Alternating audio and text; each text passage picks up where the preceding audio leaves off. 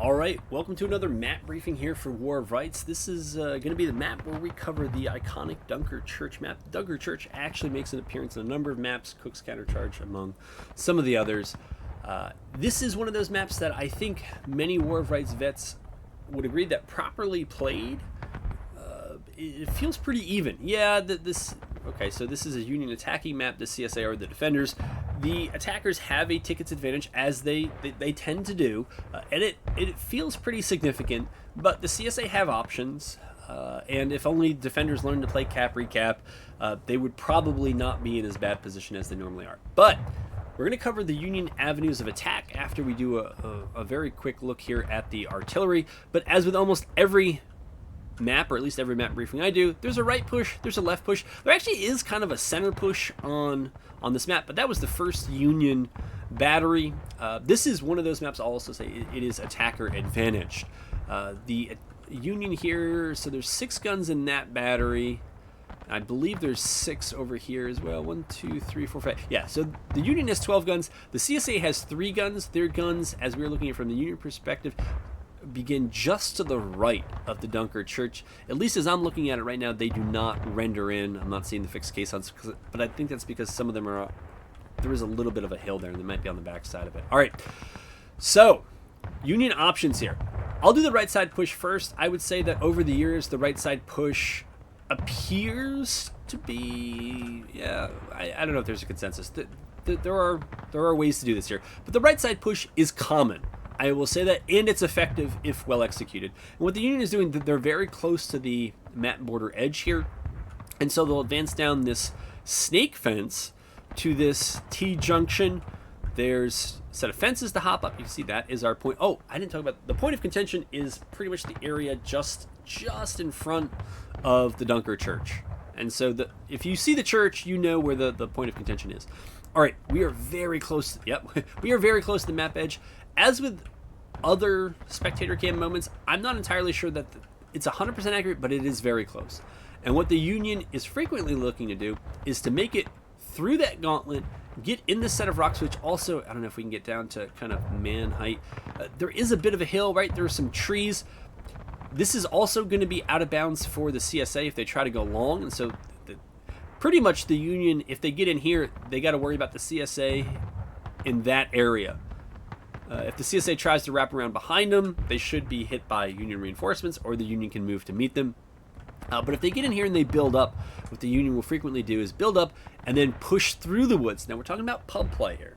And they're going to look, I don't know if Pac-Man is the right analogy, but the big Union blob should move through and try to gobble up the little pockets of CSA, even if they're fairly large companies. If you have 2 or 3 Union companies here, and they're fighting one CSA company at a time, as a CSA, when you get back here, it's very hard to see things. There is we're not really going to talk about CSA defenses and counters to these things yet, but the idea is that you gobble them up. I would recommend, once you've gobbled up some as the Union, don't become gluttons here, and know when it's time to pull back, get over back to these rocks here, get yourselves healthy before you start another push, right? If you can rinse and repeat that, because the CSA just keep coming back, it is so easy to find CSA skirmishing and out-of-line tickets on this map. CSA spawn is off a bit in that direction, and so if units aren't, or if individuals aren't spawning on flags, or if their flags get wiped and so they're spawning back in and they're coming in piecemeal, it's very easy to quickly eliminate the relatively small number of tickets that the CSA defenders have on this map. All right, I'll let that be that for at least for now. We'll talk about other things.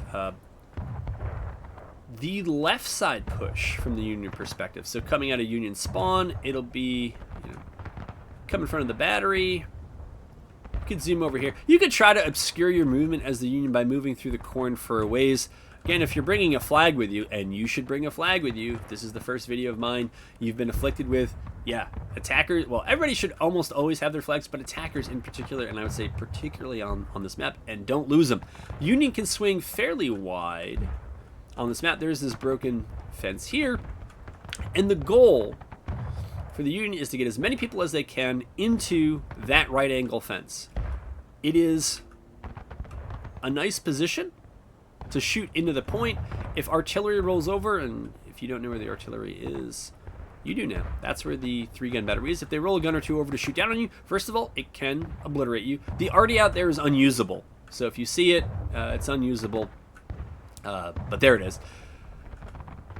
Yeah, you can shoot into the arty. A lot of arty guys are going to be in skirmishing or in out of line. Other people kind of just hang around the Dunker Church. You can get a little bit of shooting done in and around the Dunker Church, but it's not a fantastic defensive position. And those 12 guns we saw, the easiest feature for them to see is the Dunker Church, and they tend to bomb it, one for counterbat, and two because they know that CSA, particularly in pubs, they're going to have randoms that are just hanging out in and around there, and they're looking to knock those guys out. But what the Union is doing over here is largely the same thing that they were doing on the other side. They're going to look to build up and get healthy. They can push up this snake rail fence pretty far, and then it's the same game. The brush over here is really thick, but they're going to try to move through together, gobble up isolated pockets of CSA, and then my recommendation is either you move back to that strong point or a relatively strong point here, because the CSA to get you, unless they're going to come up and over that defilade, and that is a defilade on the reverse of this hill, right down here it is, then they might be able to get the jump on you, and then what the Union will usually do is they'll go up and over, they'll get behind these fences, and then the CSA have to come to them pretty much through the open.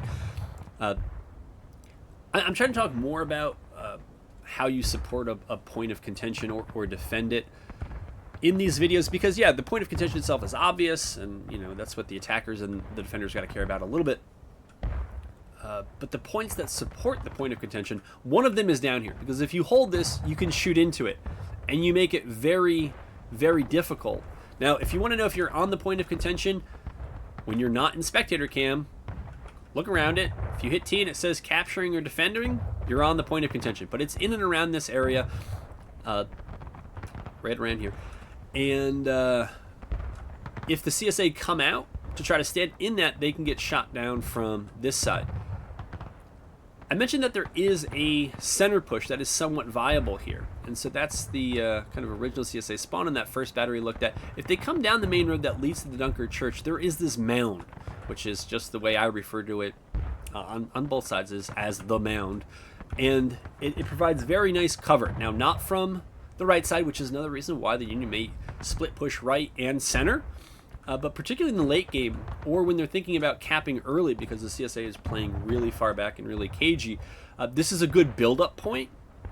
And if Union arty is neutralizing CSA arty, it shouldn't be that big of a problem. In order to defend against this, the CSA kind of have to be out in the open, or they have to be in the backside of the woods, which means the CSA is running while the Union is running, rather than doing what defenders want to be doing, which is shooting while your opponent's running. There's also then this defilade right in front of the Dunker Church, and the only way you're going to be easily shot as the Union is if the CSA, again, come up and expose themselves. They'll take soft cover. You'll have hard cover of the defilade until they get to that fence, and then you have to try to shoot them down. But there is that center push as well. It's only a good idea. Excuse me here. Oh my goodness. The allergies are winning this year. So anyways, it's a fine strat, especially if you have support. So this, as a feature, is referred to as the nipple. If you ever hear people talk about the nipple on Dunker Church, this is what they're talking about.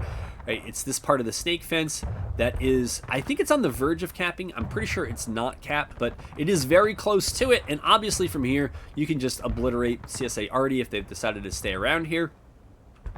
And it covers those who might be down in that defilade from any attack on the right side. So late game, if you're the Union and you want to concentrate, you could try to hold the nipple. You could try to hold the defilade. And if you have some folks, I think they're a bit extended at this point, but if you have some folks on the left here, you can be pretty sure that you'll defend well the group that's in there. Otherwise, as the Union, you want to stay a little bit more compact. You can stay right in this fence here or on the reverse of it, and you can deal with any group that's pushing out to the left. Because what the defenders want to do is kind of what the attackers wanted to do earlier when they made it in the woods, which is defeat in detail. Right? It is the principal way you win War of Rights. And so if the Union is in the nipple, if they're in that defilade, and if they're holding somewhere here relatively close on the left side, what the CSA will try to do, if you're more spread out, is they're going to use the woods to screen the movement, and then they're going to swarm one part, and then If they're able to do it quickly and the Union doesn't react, they're then going to move and swarm the other part. Because what's going on is prior to last stand, if the CSA, well, whoever, is engaging all their units, and so they're taking casualties from all their companies, all their flags are spawning people in. Right? And right now we have the super fast timers where if you're in formation, it's every 5 seconds a flag is spawning someone in. And so if you then wipe a Union company over there in a flag, now the Union has no one to spawn on that, and you haven't engaged the other units, and so the other flags aren't generating value because they're not taking casualties that are coming in.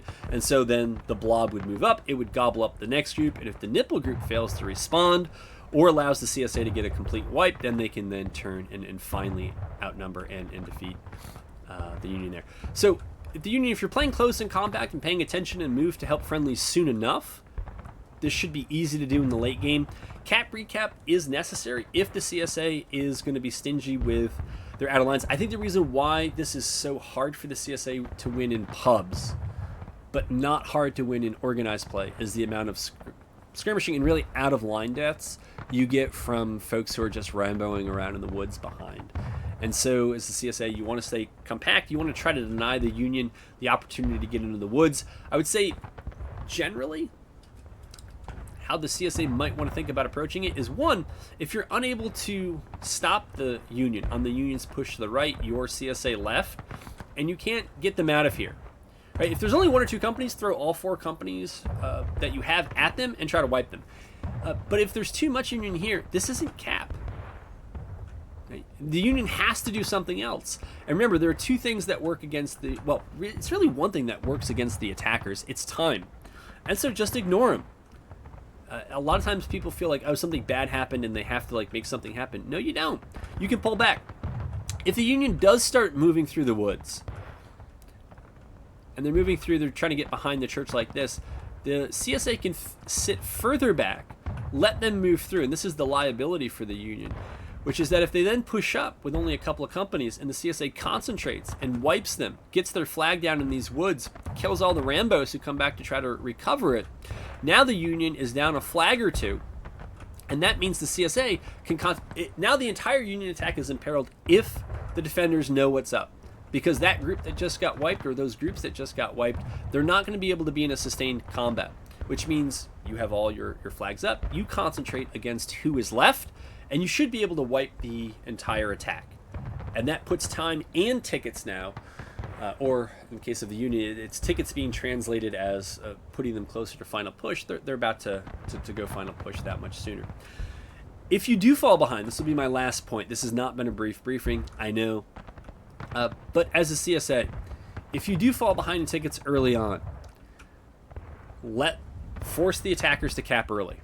Right? When the attackers cap and they have more tickets than the defenders, the way you got to think about it as the defenders is you are now playing with the other side's tickets. Because the worst thing that happens is that you fail to recapture the point. But otherwise, if you recapture the point and the attacker has a higher ticket level, you're going to go up to that level. Right? The actual number of tickets is different for the attackers and defenders, but you're going to go up to the level of the attacker. And so you're playing with their tickets then. Don't be afraid to do this. I think there are too many soft personalities masquerading as hard ones in War of Rights that just they cannot accept an early cap from the attackers, and they feel like they have to fight and defend and defend and defend. No, you don't. Make the Union become the defenders by capping early, and then play with their tickets. Use their ticket advantage against them. Bleed them out here, and the goal is to just barely get the Union to go final push before you go last stand. If you're able to do that, you have a chance, because it is a long run. If the Union has their stuff together, they'll come in all at once. If they don't, they'll come in piecemeal, and you'll be able to spread out, knock them down as they come in, and then defeat in detail will work for you. All right, this non-brief briefing is now over. This is a map I really like. I think it's really intriguing. I think if, again, both sides kind of know what they're doing, it is very close, and yeah, it's iconic too. So I hope you enjoyed this one.